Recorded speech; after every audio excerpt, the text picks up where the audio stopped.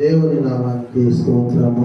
కూడి వచ్చినటువంటి మీ అందరికీ కూడా ప్రభువైన యేసుక్రీస్తు నామములో శుభములు, వందనాలు.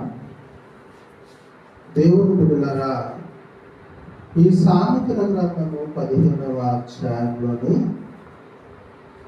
1వ వచనం నుండి ప్రియమైనటువంటి దేవుని బిడ్డలారా 12 వచనాలు దేనికి చదివించడం జరిగింది అంటే, ప్రతి మనిషి అంటే ఏం చేయాలి? మృదువైన మాట కోపమును సల్లార్చును అంటే.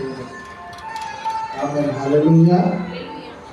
మృదువైన మాట ప్రియ దేవుని ద్వారా ఎవరికి ఉంటుంది అంటే, దేవునికి లోపడినటువంటి మనుషుడు ఎలా మాట్లాడుతాడండి?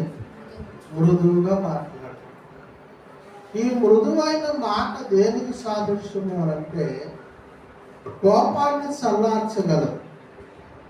ఈ మృదువైనటువంటి మాట చేత కలిగినటువంటి దేవుని బిడ్డలు చూడండి, లోకములో అనేకులను రక్షించగలరు. ఆమె హల్లెలూయా. ఇది ఏంటి అంటే, ఈ సామెతల భక్తులు రాసినటువంటి మాట ఏంటి అంటే, ప్రతి మనిషి ప్రియులైనటువంటి దేవుని బిడ్డ తమ లోపమును సరిచేసుకొని మారు మనసు పొందటం కొరకే, దిద్దుబాటు చేసుకోవటం కొరకే మాట్లాడినటువంటి మాట. అలా దిద్దుబాటు అని అంటే బైబిల్ గ్రంథంలో ఉన్నదా అంటే